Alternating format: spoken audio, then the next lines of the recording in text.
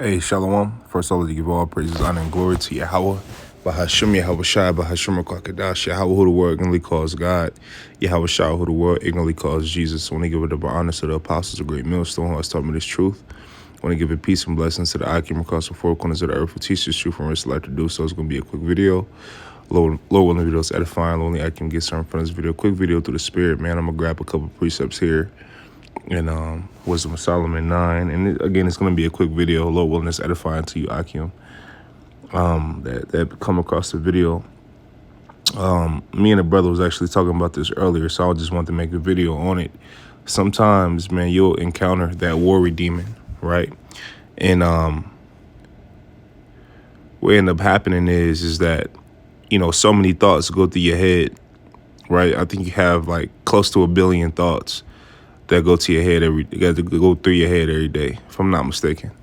And something like that. It's up there. It's a big number. And what could end up happening is you could do a thing called overthink, right? Which there's nothing. It's overthinking usually, is bad for people, right? Because it could cause you to procrastinate. It could cause you to have a thing called analysis paralysis. It could, cause you to have a couple different. It could cause you to judge falsely, right? If you don't know how to control your thoughts. Now, there's nothing wrong with somebody who's prudent. There's nothing wrong with someone who knows how to control what they're thinking, right? Or if they're thinking something they don't want to think, they know how to direct their thinking, right? Those people are like on a different level, okay? When like if you have a negative thought, right? The ones who can replace a negative thought on command, and they do it automatically, those people are on a different level. When you come into this truth, sometimes you can have a worry demon where you're worried about every single thing. I'm talking about you worried about if you're going to make it. You worried about, if you're going to get kicked out. You worried about your family. You worried about your seeds if you got them, right? You worried about yourself. You worried about Akim. You worried about finances at points. You're worried about housing. You're worried about, it's always worried about food. What's in the food? Did you go off today? You know what I'm saying? Did you have the fear of the Lord in all your thoughts? Did you make the right decisions? Are you reading? Are you watching videos? Are you studying? Are you it's so many things that, are you going to make it? Are you going to be saved? Are you a part of the elect? Right? Are you going to, be judged in the said perils? Is your family going to be judged? It's so many thoughts, man, that come across your mind all day, every day. You know what I mean? And one thing that the brother told me that helped me was that he was like, hey, man, and I was actually watching the brother, Michael in LA. He had said something. I'm not, this is not verbatim, but this is about what he said. It's I ain't gonna say verbatim, but it's kind of close to what he was saying. He was like, man, once you realize that the Lord is in control of everything and you fully realize that, then you stop worrying so much, you know what I mean, about things, and coming into this truth, once you get seasoned in this truth, then, that mind will start to take over in certain situations. And I know it's different for every brother. Some brothers are fully in that mind where it's where they don't worry at all. Well, I ain't gonna say they don't worry at all, but they worry less than maybe, someone that's new coming into the truth. You know what I'm saying? That's just now starting to understand the fear of the Lord. But the problem with worrying about everything is that, man, it could bug you out. It could fuck your mind up, man. You know what I mean? The mind is one of the most powerful things ever created. You know what I mean?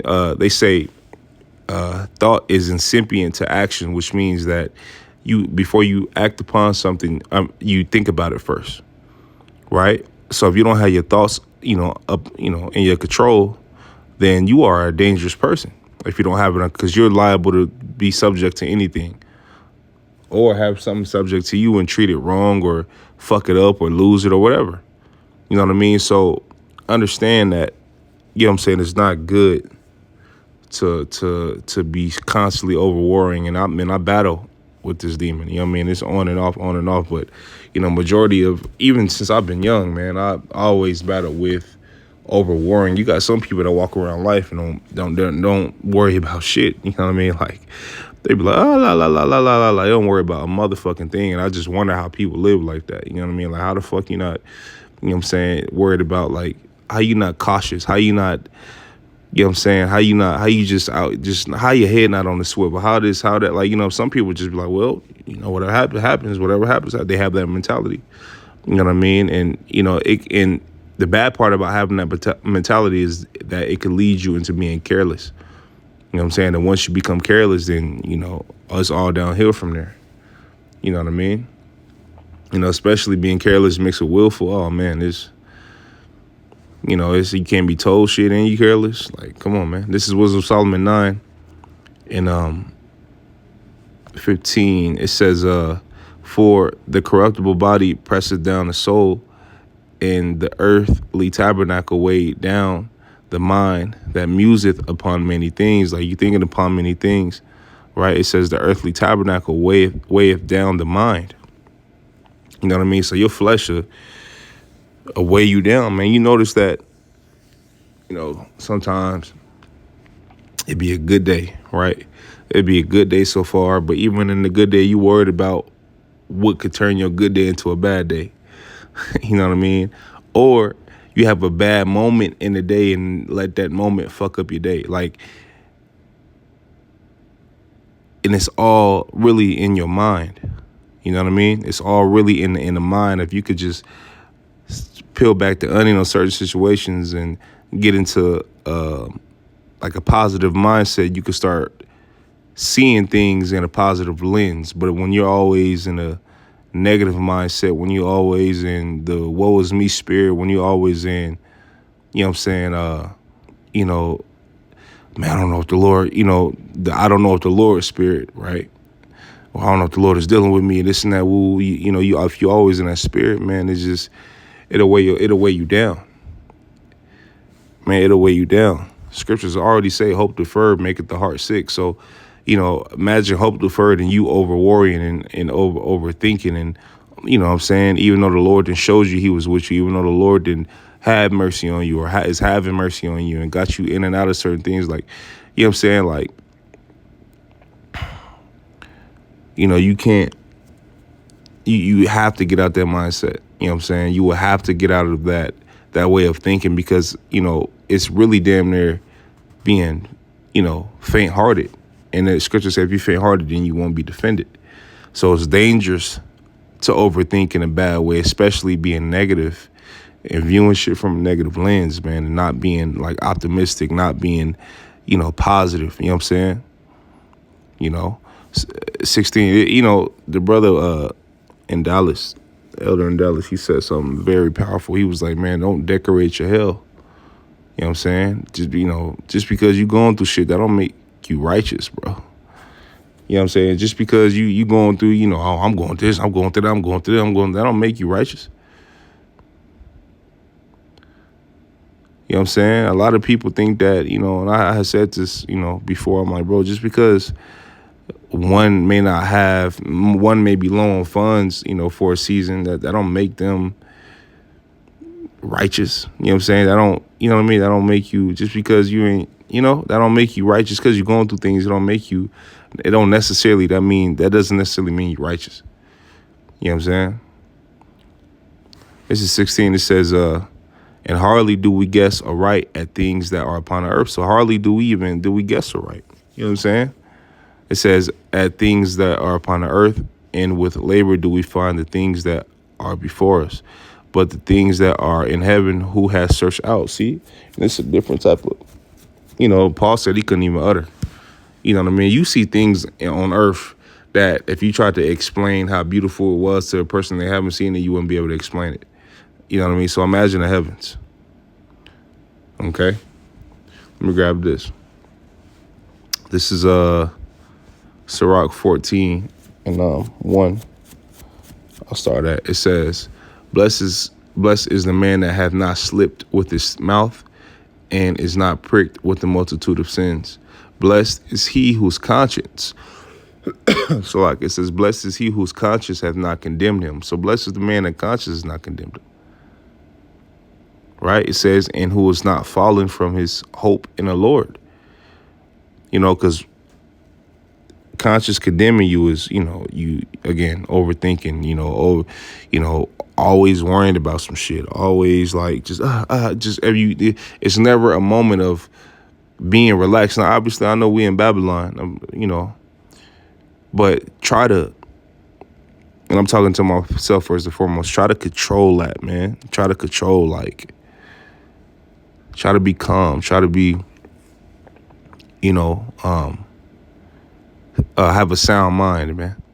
You know what I mean? Try to have a sound mind, right? It's beneficial. Therefore, you're able to make the right decisions, especially if it got to be a swift decision, right? But when you overthinking and all that, you really can't make a swift decision. Again, analysis paralysis. You'll procrastinate. Because you overthinking some shit. You know what I mean?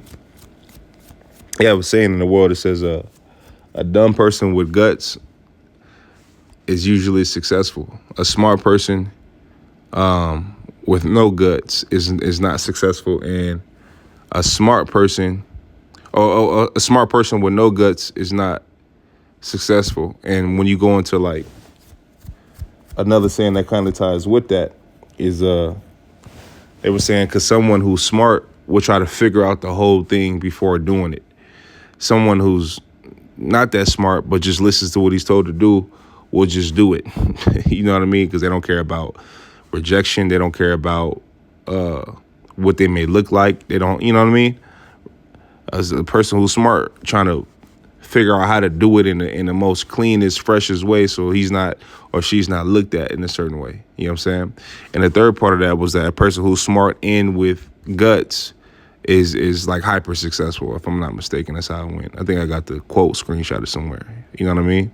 But let me run this back. This is Sirach 14:2. It says, blessed is he whose conscience hath not condemned him, and who is not fallen from his hope in the Lord, man. So don't let your conscience condemn you. Don't let your mind fuck with you. And you know what I mean? How you overthink it and all this shit, man. That shit is not the business, man. I'll tell you that. Firsthand, I'll tell you that. That shit's always worrying about some shit. Here it is. You trying to enjoy yourself. You can't even enjoy yourself because you always worry about this, worry about that, worry about that, worry about that. Like, man, try your hardest not to worry so much. You know what I'm saying? And boost that faith. And I'm speaking to myself first and foremost. So with that, Lord, we just edifying only I can got some from this video. I want to give all praises, honor, and glory to Yahweh, Bahashim Yahweh Shai, Bahashim Kakadash. I want to tell you, brothers, to keep pushing on to the next.